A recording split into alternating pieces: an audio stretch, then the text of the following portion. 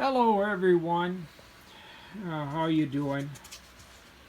I've been selling stuff on eBay. I sold this through Facebook. I'm in Minnesota. I sold it to a young man in Texas. We're friends on Facebook. This is Murray, new old stock, 24801 sleeve hitch that was sitting on a shelf or a warehouse in a fleet farm for I don't know, 20, 25, 30, 35 years. Bought it 3 years ago, but the main point of this video is I'm using this heavy duty 3-layer cardboard that I got from the factory that I work at. I saved several pieces, several big pieces of this, folded over, and I got it in another room. And I thought, wow, this would be great for shipping stuff that I sell on eBay and Facebook Marketplace, or once in a while I sell something on Craigslist that I ship. It's rare, but it happens now and then. But anyway, I thought this 3-layer cardboard would just be excellent. When I'm done finally building this shipping cardboard box, it's going to be really strong. But unless you are really strong, really, really strong, I would suggest not using this really, really thick 3-layer cardboard because I'm making this box as small as I can, of course, to keep the shipping cost down. I'm really good at making boxes. I measured the height of that thing sticking up back there. Where is it? Right there. I measured the height of that. And then I marked it. It was like 9 1/4 inches. I marked it with a marker. And then I went through and cut it with a knife. And it still tried to bend it, and it wouldn't bend. I had to take and cut a little valley all the way through there to be able to get this stuff to bend. It's really hard to get this stuff to bend. Well, I was working against the grain of the what do you call it? The ribs. Because on this one, the ribs go up and down. So I was working against the grain of the ribs. This right here, this was a bend that was already in the box itself. Here's another demonstration. There, so I had to literally cut a valley to be able to bend this. Because I came through and I cut a line. Well, first I used a marker. A big thick marker to mark my path that I was going.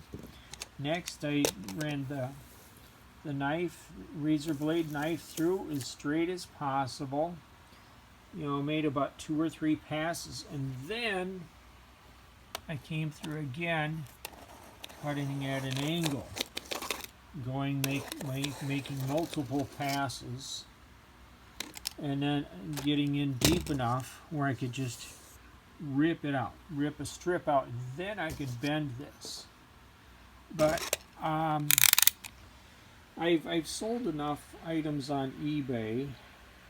I've shipped enough items, through eBay and Craigslist and now Facebook Marketplace, that I would rather use a 2-layer cardboard or 1-layer cardboard, and then build a box, and then make a second layer over it with a second box or even do third boxes. On my eBay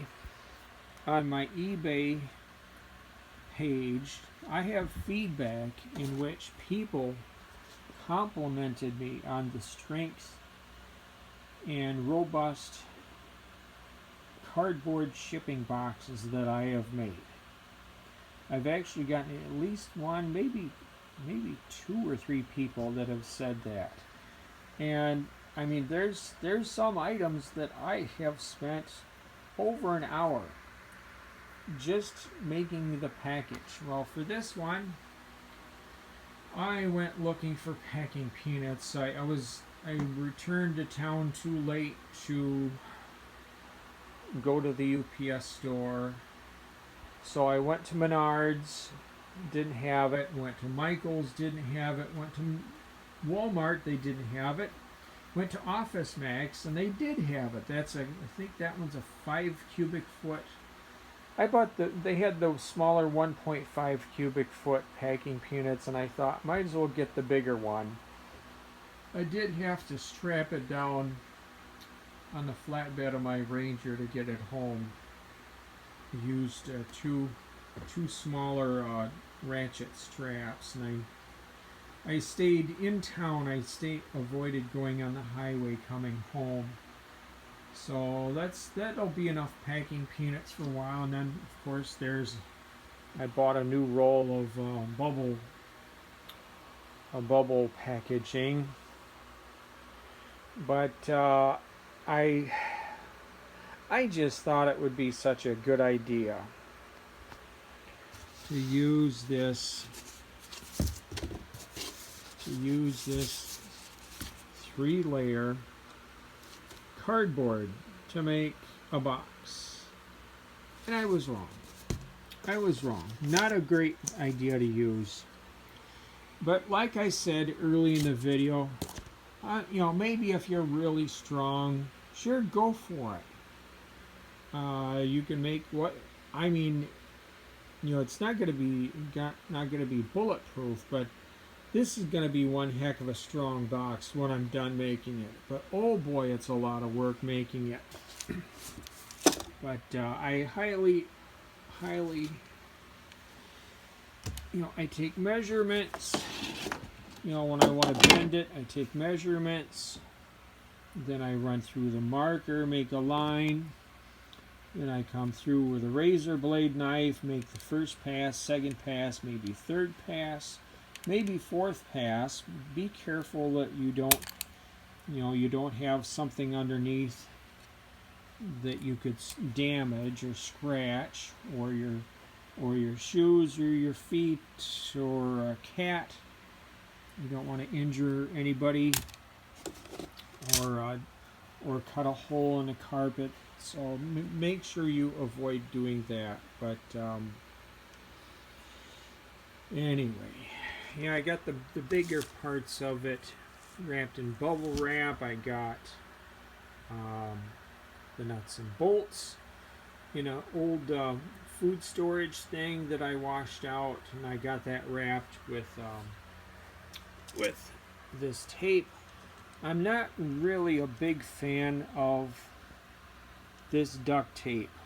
I used to buy 3M shipping tape at Walmart. Walmart no longer carries it.